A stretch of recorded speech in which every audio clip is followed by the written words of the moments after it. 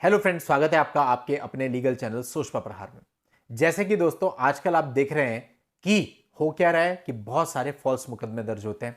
महिलाओं की तरफ से फॉल्स एफआईआर दर्ज होने का प्रचलन काफी बढ़ गया है और ऐसे में बहुत ज्यादा हेरेसमेंट होती है और समाज का जो ताना बाना है वो खराब हो रहा है।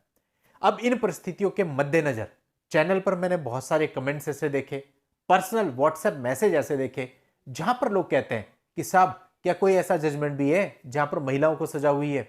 केवल ज्यादा ज्यादा क्या मिलता है, पति को डाइवोर्स मिलता है, लेकिन बंदी ने झूठ बोला, जो झूठ कोर्ट में साबित हो गया, उस झूठ बोलने वाली का क्या? जिसकी वजह से आदमी ने 10 साल का हैरेसमेंट झेला, उसका क्या?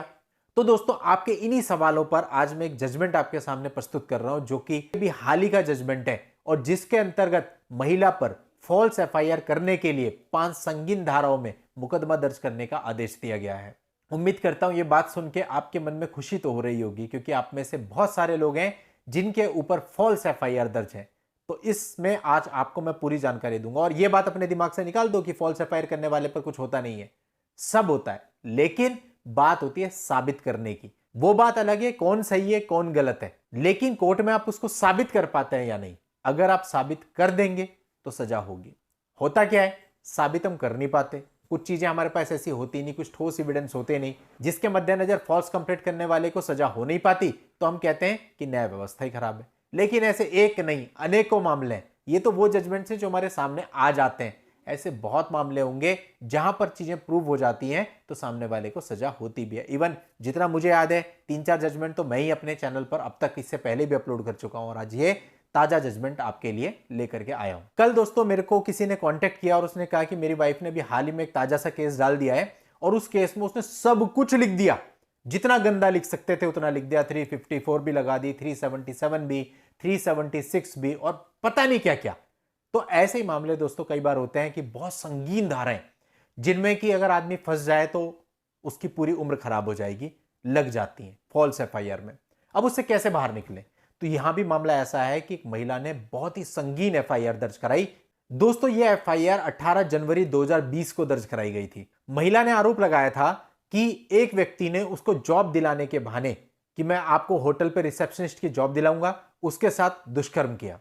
और साथ ही उसने यह भी बताया कि दुष्कर्म एक पर्टिकुलर गाड़ी के अंदर किया गया और उस गाड़ी का पर्टिकुलर नंबर भी उसने दिया। और फिर यह बताया कि जब यह दुष्कर्म की घटना हो रही थी तो उन्हीं के एक दोस्त ने, जिसको कि एक्यूज नंबर 3 बनाया गया था, उसने इस पर्टिकुलर इंसिडेंट की फोटो भी खींची। अब इस घटनाओं के आधार पे जो एफआईआर दर्ज हुई वो हुई 376 डी, 323, 504, 506 और 34 आईपीसी में। अब इसमें आईओ यानी इन्वेस्टिगेशन ऑफिसर नियुक्त हुआ जिसने पंचनामा किया, विटनेस के सारे बयान लिए और 164 के बयान भी करवाए। अब इन्वेस्टिगेशन में ऑब्वियसली इतना बड़ा मामला था तो उसने सीडीआर निकलवाई। इसके अलावा वेरियस अथॉरिटीज से भी जानकारी ली। अब ये सारी जानकारी और सीडीआर आने के बाद यह पता चला कि जो प्रेजेंट एक्यूज है वो जिस तारीख पे घटना दिखाई गई है उस तारीख पर इंडिया में ही नहीं था बल्कि अब्रॉड था। इसके अलावा सीडीआर से यह भी पता चला कि जो दूसरा एक्यूज है जिसको उसमें संलिप्त दिखाया गया है वो उस दिन पुणे में था। अब बात आती है उस गाड़ी की जिस गाड़ी के अंतर्गत घटना का होना दिखाया जा रहा है। जब उस गाड़ी के बारे में तफ्तीश की गई, पता चला कि 2018 में ही उस व्यक्ति ने वो गाड़ी बेच दी थी किसी और को। फिर जिसको बेची उसके विटनेस लिए गए तो उससे पता चला कि घटना वाले दिन वो जो गाड़ी है वो उसके पर्टिकुलर प्लेस में गुरुद्वारा के पास में खड़ी थी। अब आप देखिए इन सबूतों के आधार पे बिल्कुल क्लियर हो गया कि सब चीज फॉल्स है, सारी चीजें हैं। तो आईओ ने कहा कि भैया फॉल्स मुकदमा, इस फॉल्स मुकदमे को मानते हुए उसने बी समरी रिपोर्ट कोर्ट में फाइल कर दी। जब इसकी जानकारी लड़की को हुई तो उसने इस पर प्रोटेस्ट पिटीशन फाइल करी। प्रोटेस्ट पिटीशन में उसने उन्हीं सब चीजों को दोहराया जो उसने एफआईआर में लिखी हुई थी। इसके अलावा उसने कुछ अलग से ग्राउंड भी ले लिए। उसने अलग से ग्राउंड क्या लिया कि जो आईओ है उसने एक्यूज पर्सन का डीएनए टेस्ट नहीं कराया है। जो एक्यूज नंबर 3 है जिसने फोटो खींची थी उसके मोबाइल को लेकर कोई इन्वेस्टिगेशन नहीं की गई है। व्हाट्सएप मैसेज और कॉल्स को लेकर के कोई भी इन्वेस्टिगेशन नहीं की गई। ये सारे पॉइंट्स उसने ऐड कर दिए। इसके अलावा उसने आईओ पर भी आरोप लगा दिया कि आईओ ने मिलीभगत करके ये फॉल्स रिपोर्ट कोर्ट में सबमिट की है। लेकिन देखिए कागज बोलते हैं, डॉक्यूमेंट्स बोलते हैं, एविडेंस बोलते हैं। आपके कुछ भी कहने से कुछ नहीं हो जाएगा।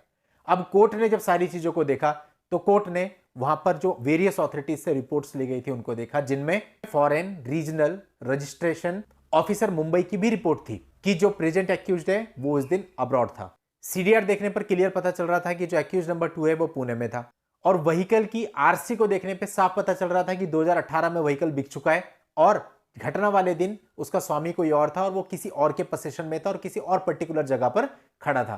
तो इन सब चीजों को देखते हुए कोर्ट ने माना कि प्राइमा फेसी इस मामले में उस लड़की ने एक ऑफेंस कमिट किया है और आदेश दिया गया कि उसके खिलाफ एक रिटन कंप्लेंट अंडर सेक्शन 193, 194, 199, 200 और 211 आईपीसी में as per section 195 subsection 1B cube धारा 1 ऑफ सीआरपीसी के अंतर्गत दर्ज की जाए।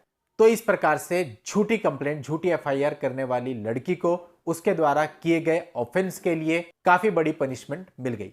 तो दोस्तों इस प्रकार से होता है, यदि आपके ऊपर फॉल्स एफआईआर है लेकिन वो एफआईआर फॉल्स है, वो आप कह रहे हैं क्योंकि आपको इंसिडेंट्स का पता है, उससे काम नहीं चलेगा, आपको साबित करना पड़ेगा। अगर साबित होगी तो ऑब्वियसली आपको न्याय मिलेगा।